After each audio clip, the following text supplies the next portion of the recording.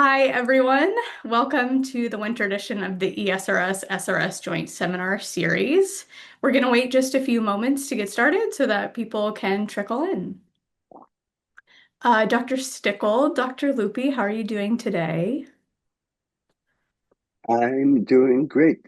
I had a good night's sleep. That's what we love to hear. Yeah, I'm fine too. I'm in Marseille actually, so I'm in front of the looking at the sea.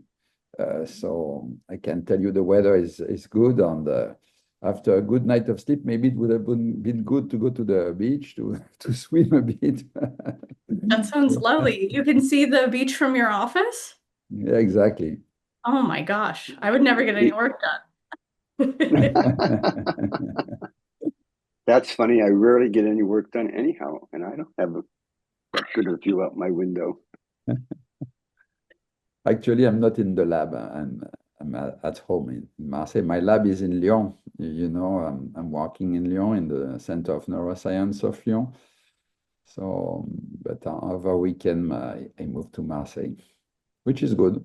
That sounds lovely. All right, well, maybe we can get started. So, welcome again, everyone, to the winter edition of the ESRS SRS Joint Seminar Series. We're very excited to have another opportunity to bring together researchers from both the European and American sleep societies. And today we're going to be discussing the functions of sleep. And we're very excited today to be highlighting the cutting edge research being done by two of the world's most leading experts on this topic, and to discuss and learn about how they're addressing this very fundamental question from two different perspectives, using two different methodological techniques, or many different methodological techniques, but most importantly, they have their own unique perspective. And so first, I'm honored to introduce Dr. Robert Stickgold, who is a professor of psychiatry at Harvard Medical School and was the founder and served as the director of Harvard Center for Sleep and Cognition for 20 years. And Dr. Stickgold is one of the foremost experts on sleep and memory consolidation, and his work has greatly informed how we understand the relationships between sleep and the brain's ability to process and retain information. Current work from his lab focuses on the nature and function of sleep and dreams from a cognitive neuroscience perspective, with an emphasis on the role of sleep and dreams in memory consolidation and integration in both healthy individuals and individuals living with sleep apnea, schizophrenia, bipolar disorder, autism spectrum disorder, and post-traumatic stress disorder. Also joining us today is Dr. Pierre-Hervé Luppi, who is a director of research at the French National Center for Scientific Research and an internationally recognized expert on the neurobiology of sleep. His work has advanced our understanding of neural circuits and mechanisms that control the sleep-wake cycle, as well as REM sleep specifically. His research uses cellular, molecular, and genetic techniques to elucidate the mechanisms responsible for the genesis of the sleep-wake cycle, the cognitive role of sleep, and studies of sleep pathologies like narcolepsy and REM sleep behavior disorder. We're very excited to have you both joining us today, and we will start with Dr. Stickgold whenever you are ready. Thank you. I really want to start by reminding the viewers that as recently as the start of the century, 25 years ago, we had no idea about any functions of sleep. In fact, Alan Hobson had, just before the turn of the century, famously said that the only known function for sleep was to cure sleepiness. So it's been an incredible period of time during which a lot of different fields have contributed information on the functions of sleep. I'll talk mainly about sleep and memory and the role of dreaming in memory processing during sleep. But I want to just start by pointing out that sleep is critical not just for memory and for dreaming. It's also involved in endocrine function.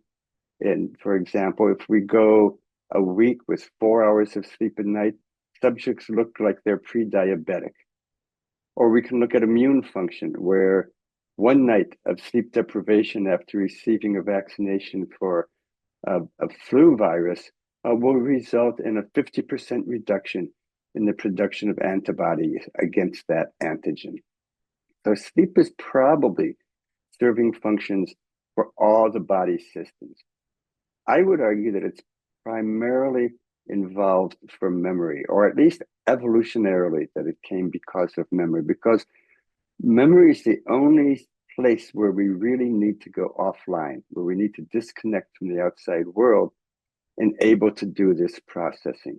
We do that some when we're awake. We'll be in a conversation and someone will say something and we'll actually disconnect from the conversation to let ourselves think about the issue, because we can't have our mind in two places at once. So what sleep really provides us with is a period of time during which we can do processing of the memories from the day. And it might be fair to say that for every 2 hours we spend awake, the brain needs to go offline for 1 hour to process the information that it's received during the day. Now, what kind of processing does the brain do? It turns out that when it comes to memory processing, that the brain is functioning all night long and processing all different types of memories. So it will take simple factual information that it learned during the day and strengthen that memory, strengthen it both in terms of strength of recall, but also in its resistance to interference.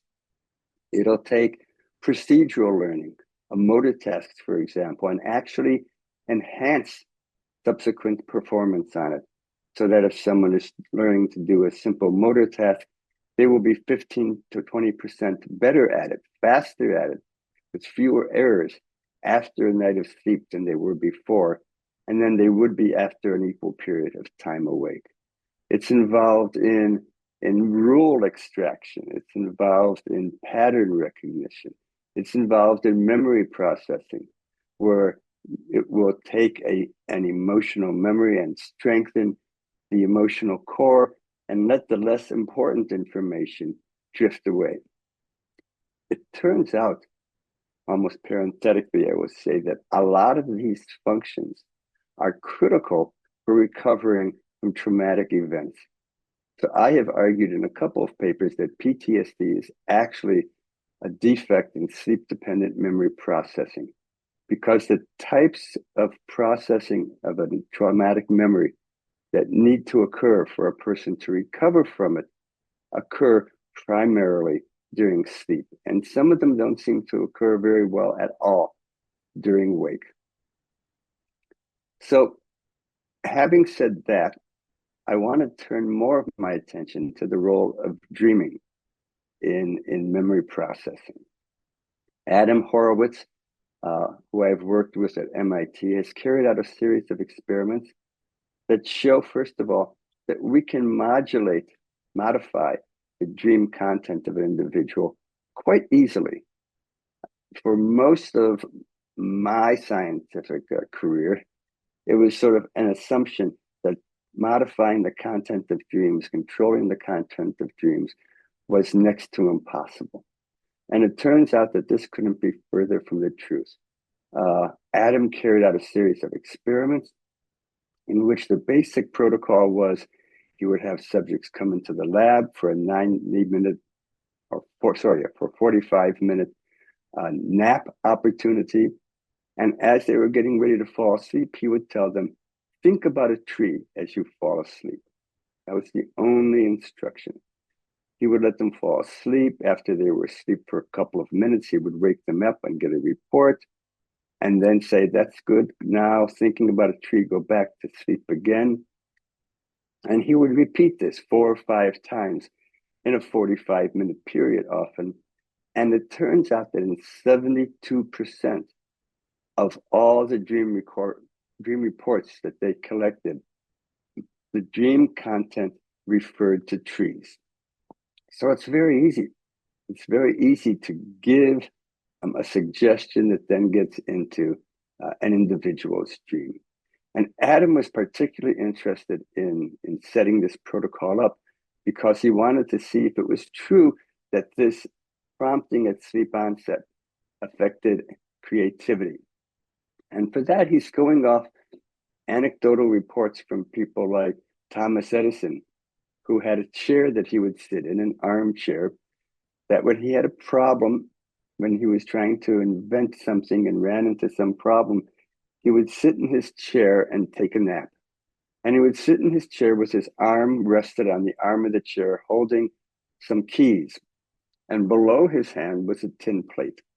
And as he fell asleep and the muscle tone relaxed, the hand would relax, the keys would drop, it would wake him up. And he insisted that almost every time he did this, he would wake up with a solution to his problem. And so Adam wanted to see if this type of creativity was possible. So with his subjects, after doing this 45 minutes of repeated think about a tree and then fall asleep, collect the dream report and repeat it, he would give them 3 tests of creativity, standard tests. One was write a creative story about a tree. One was come up with alternate uses, creative alternate uses for a tree. Someone suggested it could be used as a toothpick for a giant. And the third was a verb completion test where he would give them words and they would come up with he would give them nouns such as tree, branch, limb, leaf, and they would give him the first verb that would come to their mind to complete a simple sentence. And on all 3 of those tests, people who had been prompted to dream about trees showed higher creativity than 3 different control groups. One was people who were also asked to take naps, but were told to just think about their thoughts, pay attention to their thoughts. A second was a group that was told to think about trees, but was kept awake in a quiet rest condition, and then periodically asked for what they were thinking about. And then the third control was people who were told to just pay attention to their thoughts, but stay awake for the period. So compared to all 3 of these groups, asking them to dream about trees led to higher creativity.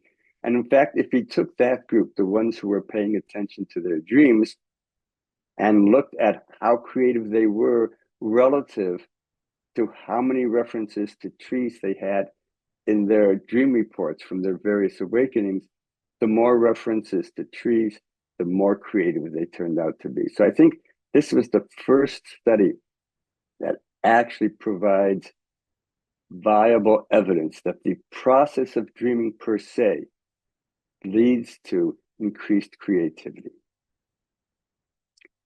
Aside from this, though, what is the more general function of dreaming? This is something that we've struggled with at least since Freud, and possibly even for thousands of years.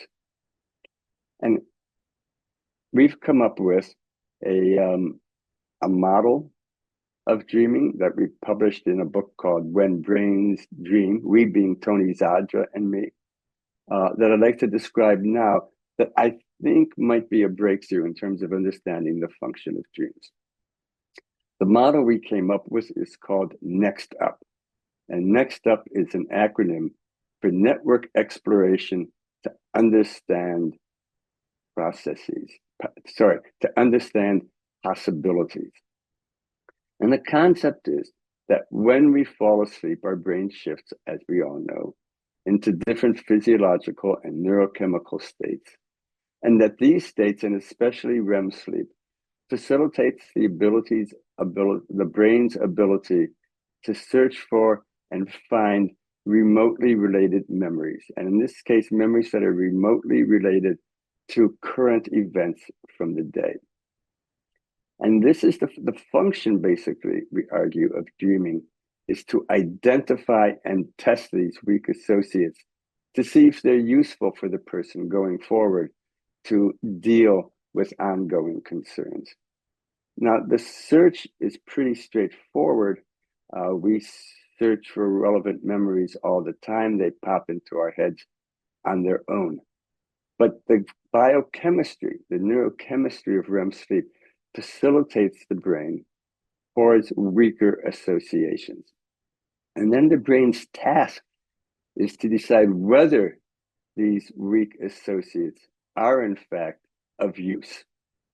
That is to say, are these just, useless associations that have come to mind, or might they actually be valuable for dealing with the current concerns? And so what the brain has evolved to do is construct a dream around these weak associations to see how the dreamer responds to them. And the concept is that if the response of the dreamer in the dream is emotional, that this would argue that the connection is meaningful, that this has some value, because emotions, of course, are one of the main ways we demonstrate and respond to events of value to us. And so it constructs these dreams, lets them play out, monitors whether or not there are emotional responses. And when emotional responses are seen, it physically strengthens the connections between this remote associate and the current concern. And it does it in the moment. It does it as the person is dreaming. You don't have to wake up and remember the dream for this to happen. It happens at the time of the dream. So that when we wake up, we have that association available to us as we go on and attempt to deal with, to solve the problems that we had the day before. So that's the function of dreams. That's the mechanism of construction. And why do we have to dream it? It appears that that conscious consideration is the only way we can actually imagine future scenarios, because dreams are, of course, narratives that imagine something that can happen. And Antonio Damasio has argued very strong that one of the main functions of the evolution of consciousness is to give the brain a mind that's capable of imagining future scenarios. It's this ability to imagine a possible future and to plot and plan our future is the incredible evolutionary advantage that we gain from consciousness. And so if we want to do the same sort of thing in our sleep, to identify these weak associates and to then construct narratives to test it, then we have to do that within consciousness, and thus dreaming becomes a critical function. I think that's really all I want to say, that dreaming serves all of these different functions for memory processing, that it serves the function additionally within our dreams of allowing us to imagine future scenarios in a way that we can't in waking, in a way that brings up and explores possibilities that the waking mind never comes up with. And that's the functions of sleep. Thank you so much, Dr. Stickgold. I feel like you've given us so much to think about and ponder, and I'm very excited for the discussion portion of today's webinar because I think you've given us a lot to think about. Dr. Luppi, you're next up, so go ahead and share your screen whenever you're ready. Okay.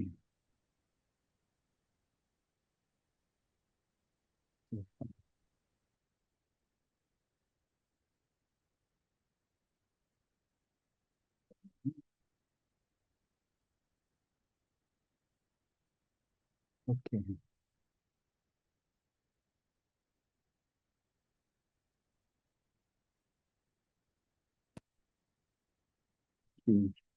I'm very happy to be with you today and with Professor Robert Stickgold. It's a very interesting combination because we have a different way to address the same question, the function of sleep. I've been in the field since 1983. And I came to the field, I believe, because it was fascinating to me, the function of sleep. I will be quite specific because I cannot address everything today. And I'm a specialist of paradoxical sleep. So I will use paradoxical sleep, not REM sleep. I'm sorry for the American, because my mentor, Michel Jouvet, for 20 years, use this name, so I'm still using it today, even if now, soon I will be maybe the only one, the last one, Mohican to use it. So I would like to demonstrate today to show that paradoxical sleep is a completely different state than wakefulness, and try to understand why, the implication and the function. So just to introduce further a little bit myself. So I'm from Lyon, and I direct for many years now, or maybe more than 20 years, a team on sleep in the Center of Neuroscience of Lyon. So, by the way, I will talk only on this slide of human research, because at that time in '96, Pierre Maquet and Philippe Peigneux, they described the activity of the cortex during paradoxical sleep, and they found that only a few limbic regions are active during paradoxical sleep: amygdala, hippocampus, and cingulate, while many other regions are inactivated. So I was fascinated by this result at the time, but I was more focusing, in fact, on the mechanism responsible for generating the state. But I started progressively to go up a bit in the brain, and you will see that I found something interesting also up there. So just I will jump from this like 20 years old story to what we are actually doing, right? In the meantime, I did something, obviously, but I just wanted to show you more recent data, or to support my claim with very recent, some unpublished data. So, of course, now these days, research is completely different than when I started.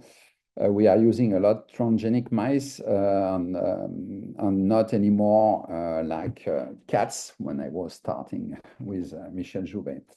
So the transgenic mice, like these TRAP2 mice here I'm illustrating today, is a very interesting double transgenic mice, allowing to induce the expression of a reporter gene, here TD tomato, so it's a red fluorescence protein.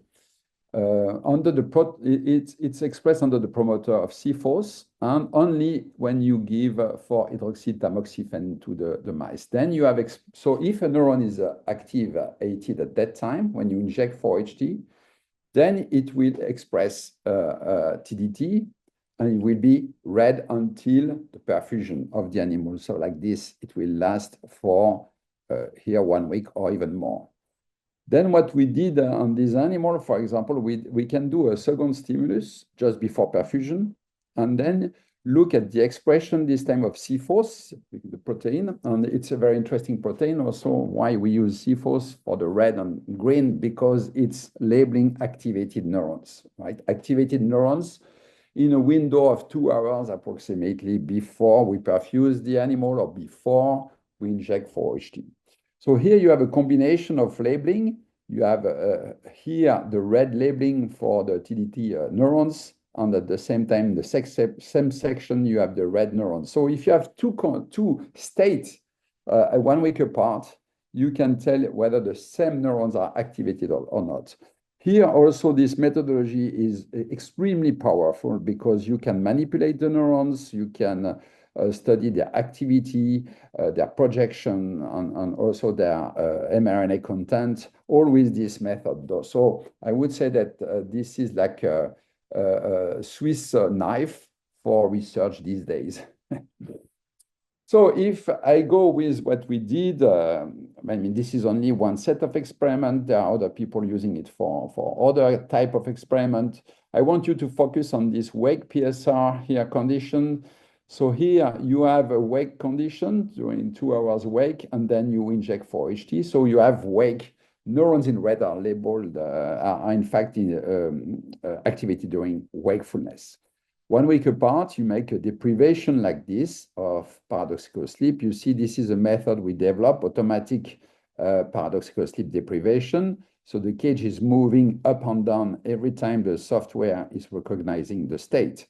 So by this means, you inhibit the state of paradoxical sleep. You need to do that because you have a few percentage of paradoxical sleep in normal condition. So if you want to see activated neurons during paradoxical sleep, you need to have more than less than 10%. So when you stop the deprivation, you look at the recovery.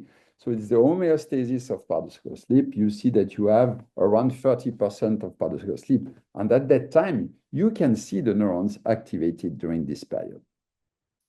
So basically, this is a methodology we have been using recently. And what we can see in the brain. So I've been doing a lot of experiments, different approaches, but I'm neuroanatomist basically. So I like images. So I show you here an image of the pontine reticular formation. So we know that this region contains the neuron generating the state of paradoxical sleep. You see here, this region here. I will enlarge a bit this region here and show you what's happening in this region. So here you have a region named sublaterodorsal tegmental nucleus, SLD. You see the green neurons. Statistically, there are more during paradoxical sleep rebound than during wake, because wake, there are red neurons, right? You have some. Okay, it's not pure. Still, you have more neurons active during paradoxical sleep. With this methodology, you can also determine, of course, if they are double. If they are yellow, it means they are activated during both states. You see, it's not the case here. But if you look at the lateral parabrachial nucleus, you see mostly red neurons there. So it means that here you have a wake system, which is lateral, and the REM system, which is medial, and they are very different. So this is what we can see with this such methodology. If you look now at the medullary reticular formation, so you see here above the inferior olivary complex, you look at these neurons. I will enlarge this region. And this region is named ventral gigantocellular reticular nucleus. You see all the green neurons here above the inferior olivary complex. It's very statistically superior to the red neurons exactly in this region. So it's quite purely active during paradoxical sleep. On this region, we previously demonstrated, in fact, that they express glycine, here glycine transporter, meaning that they are glycinergic neurons. We also show that these neurons, they project to motor neurons, and that interneurons in the spinal cord, they are not glycinergic. So we show that these neurons are key for muscle atonia. Why we did that? Because we, in fact, have a model of REM sleep behavior disorder. So what we did, we inactivated genetically in rats these neurons just by removing VGAT, so vesicular GABA glycine transporter, uniquely in these GIV neurons, right? You remove only one mRNA, so one protein here, and you see the phenotype of the animal. This is during paradoxical sleep, and you will see here muscle activation. You see here is no more showing muscle atonia. So this meaning that, in fact, and that's, I believe, something very important for the function of paradoxical sleep, it's meaning that paradoxical sleep is a motor state. So it's a very curious, idea to say it's a motor state because you have muscle atonia. But if you remove this system designed to generate muscle atonia, then you have motor activity. So I would like to say that for the function of paradoxical sleep, certainly it's very important to have this motor activation, which is blocked only at the level of the motor neurons. I will come back to that later. Now, if I go to the next slide, so if I go to the cortex, so if I imagine that this motor activation is due to cortical activation, so we should have cortical activation during paradoxical sleep. So we did also look at cortical level. On the first question, because historically everybody thought that wakefulness and paradoxical sleep are similar states in terms of cortical activation. You saw my first article in Human. There are some differences, but it's not huge. So we did look at this in detail with this methodology. So you see here in red, the neurons activated during wakefulness, and in green, the neurons activated during paradoxical sleep. you see barely yellow neurons. So it's a very different world. And you see that during paradoxical sleep, this region here is named the retrospinal cortex. It's one of the few regions, neocortical region, activated. And you see that the visual cortex or the somatosensory cortex are very activated specifically during wakefulness, but not during paradoxical sleep. So that's quite a big surprise. If you look in detail to this activation, you see how it looks like. It's layer 2-3 of retrospinal cortex, very special cortex. Visual cortex is lateral. You see the difference. Wake, essentially wait. You have some other structure activated, like the claustrum, the medial entorhinal cortex. There are different neurons between wake and paradoxical sleep. Now, you could tell me, okay, that just C-force, it's indirect method of looking at the activation of neurons. I say, okay, fine. You are perfectly right. C-force is not sufficient to answer a question. So, for example, here, we did multi-unit recordings in the rat retrospinal cortex. You can see here, this is unit activity. And you see that most of the neurons of the retrospinal cortex were specifically active during paradoxical sleep more than during active wake or during slow wave sleep. So, and it was linked with theta activity, which is prominent during paradoxical sleep. So this is really proving that something special occurs in the retrospinal cortex during paradoxical sleep. After that, in 2022, I was very happy to see that a team of researchers from China used calcium imaging and in fact found exactly the same result that we found with neuroanatomy and unit recordings, meaning that the retrospinal cortex, here you can see, is specifically activated during paradoxical sleep, whereas the rest of the cortex is not activated. So it's really confirming our data. They also even show that there are 2 REM sleep substage encoded by these neurons, and it's a very interesting demonstration. What is still missing is the function of such activation. So I will come back about the function. So what is the function of the activation of the retrospinal cortex during paradoxical sleep? So now if I look to another region, which is a key for our question today, it's the hippocampus. If I compare the activity in the hippocampus during wakefulness and paradoxical sleep rebound, I see that there is a specific activation of the dentate gyrus during paradoxical sleep. So you can see here, I enlarge this region. Green neurons are those activated during paradoxical sleep rebound, red during wakefulness. You see that there is no question. It's a huge quantity of neurons we have with C-force, meaning that paradoxical sleep, there is a strong activation of this nucleus, which is key for memory consolidation. So that's quite amazing. And of course, it's meaning something in terms of the function of the state of paradoxical sleep. The question, of course, about this activation is, how do you induce such activation? So what we did try to find out which structure is responsible for activating the dentate gyrus during paradoxical sleep. So we made retrograde tracing from the dentate and combined with C-force staining, and we found that the only region with a high number of C-force labeled neurons projecting to dentate was the lateral supramammillary nucleus in the hypothalamus. Further, when we lesion this region, we found no more C-force during the rebound in the dentate. So that's a strong demonstration that this pathway is key for activating the dentate during paradoxical sleep. So these are a study, and after we did that, there are several studies I want to talk about, and there are very important, very nice studies published here by Kumar and et al. In 2020. What they found? They found, in fact, that in the dentate, 4 weeks newborn neurons are very activated, specifically during paradoxical sleep.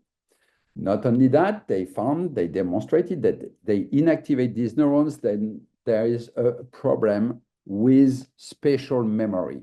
So meaning that such activation of these neurons is important during paradoxical sleep is key for spatial memory. I believe that's something very important and fitting with our data. Second study published even more recently, 2022. Here, this study is also showing that you have, so they studied the projection from the supramammary nucleus to the dentate here, and they found again that these neurons, this projection is key for a spatial memory. But this pathway, when it is active during paradoxical sleep, right? It's not during wake. So if you inactivate this system during REM sleep, after learning, then you lose spatial memory. What it was surprising to us, because we didn't find this pathway, is that they also show that the neurons from the supramammary nucleus projecting to CA2 are not involved in spatial memory, but in social memory. And then if you inactivate this pathway specifically during paradoxical sleep, you lose social memory in mice. So I believe that's a very interesting also data fitting with results. So I would like to say now a few words about, okay, if we can consider the future, what it means in all this finding in terms of the function of paradoxical sleep. So, of course, the first question is, what is the function of the activation of this limbic cortical structure during paradoxical sleep? Here, I summarize all the paper, so I presented two, but there are many more papers listed here, showing that, in fact, there are different pathways important, activated during paradoxical sleep and playing a role in memory consolidation, like the supramammary nucleus projection I just talked about, but also the retrospinal one. Something interesting we need to talk about a bit is that it has been shown that the MCH neurons project to CA1, and they are involved not in consolidation, but in forgetting. So maybe one function of paradoxical sleep is also to forget, not to learn. And finally, there is this also prefrontal cortex. There is no activation in the prefrontal cortex. It's just a dendritic activation, which has been demonstrated and important for memory too. So it's certainly important for memory, but I would say it goes well beyond memory, to my point of view. It's certainly very important for mood regulation. There are two papers published in 2024 here, as you can see. And these two papers, they show that if they inactivate the activation of the lateral habenula during REM sleep, then they have a problem with mood regulation. So it's like regulating mood. So on this activation of lateral habenula, they claim it is specifically occurring during paradoxical sleep. So that's also meaning, and that's interesting because we don't have this pathway in our results. So it's quite surprising for me, but I believe that's also something to be looked at, the regulation of mood and the implication of paradoxical sleep. This is coming strong. So that's what I would like to say, and also open a bit to other function. So what could be the other function than the one I talk about? So like I said, one possibility, it's also possible that REM sleep, the dreams generated during REM sleep are important because they also induce motor activation. So you have your motor neurons stimulated during paradoxical sleep. Simply, it's not occurring, you don't move unless you have a REM sleep behavior disorder, because you have a system, muscle atonia system. So maybe I would say you can test new behavioral motor strategies with no harm in your bed, right? So here, this is not consolidation of memory. This is trying something new. So we are not talking about memory here. We are talking about developing learning really during paradoxical sleep. So it's not the same stuff. Also, something I would say important, we can set up innate behaviors during paradoxical sleep. That's very likely. Why? Because we have a huge amount of paradoxical sleep. You know, when in a newborn, it's amazing. So how you explain this? So one idea is possible, and Michel Jouvet, my mentor, did like it a lot, is to set up innate behaviors during the state. Mood regulation, so I already talked about that. And in fact, you see my student here, Justin Malsey, is using a UCMS model in mice, and we are also trying to find out what's happening. We already showed that there is an increase in REM sleep, as you can see here, after putting the animal in this model during several weeks, 3 weeks. So it means that paradoxical sleep, I mean, something is going on there, certainly, for mood regulation. More is coming from my lab about this. On this, I finished this by showing you the people in the lab doing the job. So you saw just Justin here, but I have other people working in the lab on the different subjects, still working, of course, on the network responsible for the state. Thank you very much for your attention. Thank you so much for sharing all of that very interesting work with us. I feel like we have so many things that we could talk about between these two presentations, and already seeing some potential links or interesting areas of discussion between both of them. One that kind of came to mind to me during these presentations is there are some overlapping areas of interest, perhaps, between the data that you're presenting in paradoxical sleep and how this might map on to the next up theory that Dr. Stickgold presented to us as well. And I'm curious if you think that there is space to tie these both together. If you think of paradoxical sleep as a motor state, but you also see involvement of these hippocampal dentate gyrus neurons. And if you think of the next up model as a way to process memories, but also the emotional salience is important, I'm just sort of curious how you both think of these two pieces of data together and whether you see a way to potentially unify them. Oh, you are muted, Dr. Stickgold. Yeah. I'll start by saying I was delighted to hear Professor Luppi at the end talk about how the function of REM sleep is to explore possibilities, basically, to explore motor space and new movements. Because, of course, our dream model, which is not about all of sleep, but about dreaming, has in its title that it's an exploration of possibilities.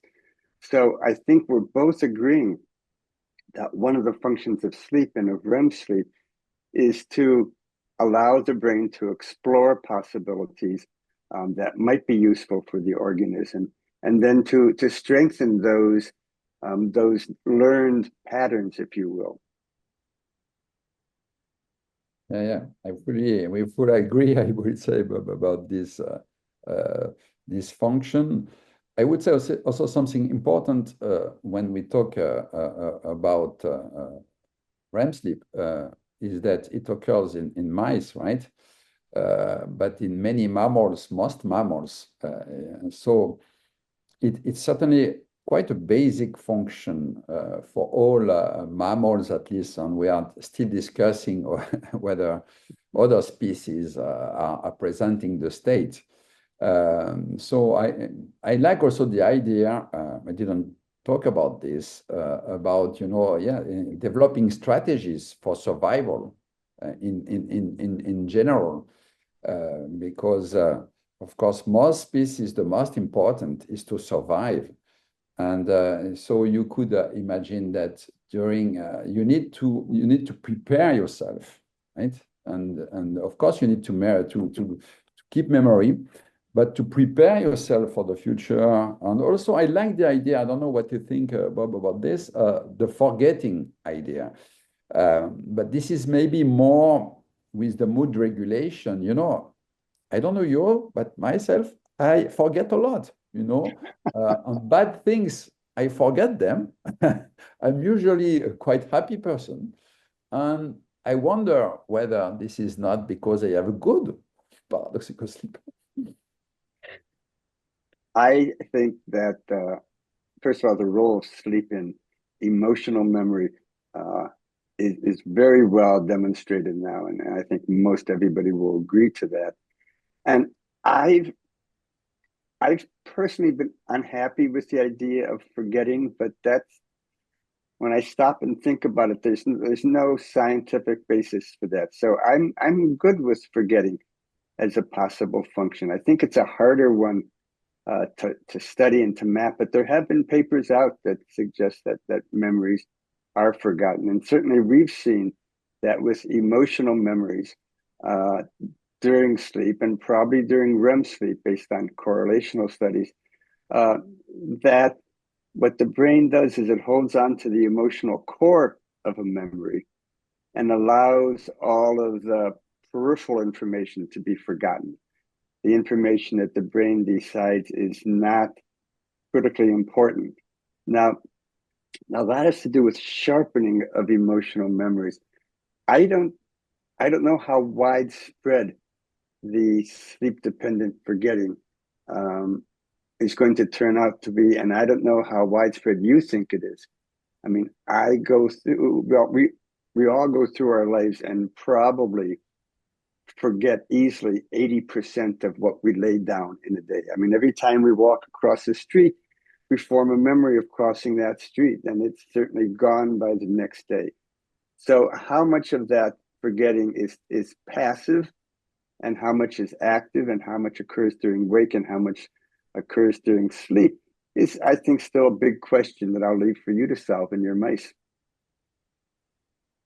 Yeah, I would like to say that it's complicated, but I would say that for something about depression, something about mood regulation, that's something we are exploring, right? Why some individuals become depressed and other in the same situation, like if you have adverse situations, some, cope with them and other not, and they start to be depressed. So and there is a relationship with sleep here, I believe, and particularly with REM sleep. And I have the feeling, and that's what we are studying. Like you have an increase in REM sleep in this model of depressed mice, and in human also, if I understood correctly, there is also an increase in the quantities of paradoxical sleep on rapid eye movement and so on limbic cortical activation. You can tell me better than me. Has been shown to be increased. So I wonder if, in fact, by the way, it's not a question here of the need of forgetting, because if you have no forgetting, or you still, it's like you talk about PTSD, by the way, and that's also might be an explanation if you don't forget the event, right, or process the event so that you get rid at least of the emotional content of it, then you are in trouble, and maybe you can become depressed. So that's a hypothesis, and Yeah. we believe the retrospinal cortex, for example, activity, dangerous activity could play a role in that. Yes, and I think that forgetting in PTSD is a critical function of sleep. In fact, I have described PTSD as a defect in sleep-dependent memory consolidation or memory processing, because we know, for example, that people with PTSD during REM sleep have these dreams that are highly accurate replays of the trauma experience. Normally in dreams, we never see replay of waking events. we see dreams that are about recent events, but we don't see the actual memories replayed. And the fact that these memories are being replayed in PTSD suggests to me that this is a sign of one of the functional failures of the brain during rapid eye movement sleep, the ability to create a dream, if you will, that looks at the trauma event in a more of a metaphorical way that allows for the forgetting of the details that are unimportant, that should be unimportant, that we know people with PTSD don't forget, but also the ability to view that traumatic event from different perspectives and allow the individual to gain perspective on the trauma itself, because that's what a therapist will tell you has to happen. And I think normally that happens during REM sleep, during dreaming. And for some reason with PTSD, maybe it's because of increased levels of norepinephrine during REM sleep, that processing can't occur.